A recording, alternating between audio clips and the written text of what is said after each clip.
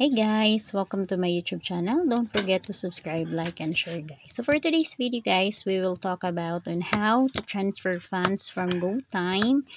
And then gusto natin na mag-deposit ng ating US time deposit. So yung makapag-earn tayo guys after 3 months or depende po sa anong gusto natin na mga time deposit and then yung magkano yung or a time frame. So, mag-transfer po tayo ng funds from Paymaya to GoTime para makapag-deposit tayo.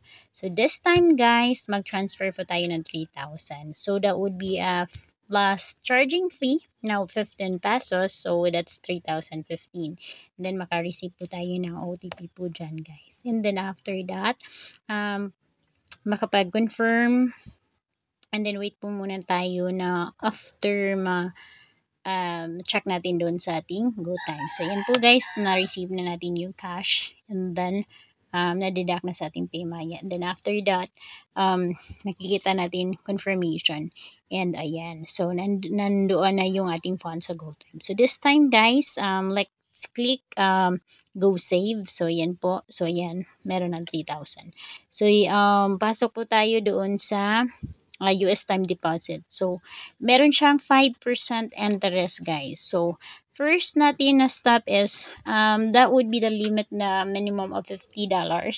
So, you could also and then after that, so 3,000 yung ano, so hindi pa pala siya 3,000. So, dapat siya i-convert into a dollar. And then, so nagpasok ako dito ng $10 or 150. And then 150. So let's just check. Or almost 2,900 something yung naipasok ko. And then 5. So andyan makikita din natin yung amount kung magkano. So that's 58.64 yung value ng ating US dollar. So since malaki yun, so kunan natin ng i-exact lang po natin doon sa 2,000 natin. So, that's only $50. So, that's 2,932. And magmamature siya by January 29, 2025. And then, interest is 0.63. And then, after that, makukuha natin yung ating na-earn for that specific time. So, January 29, 2025 po, guys. So, this time, guys, if you're more on investment na yung pera nyo po is natutulog lang. And by the way, guys, pwede nyo ito ma-withdraw anytime.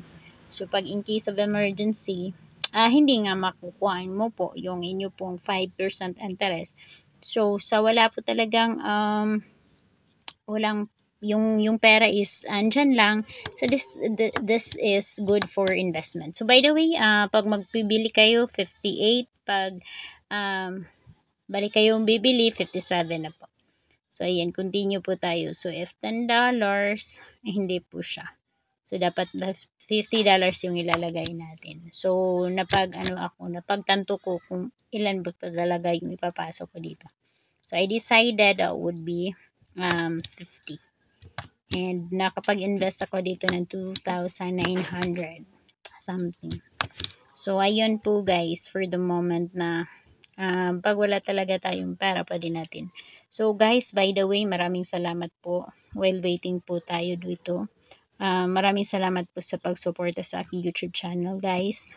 So this time, more on investment po muna tayo. And then next video ko po guys is magtatakal na naman ako ng other online platforms which is makapag-benefits po tayo since nasa technology world na po tayo ngayon, and let's be vigilant for every platform na pinapasukan natin.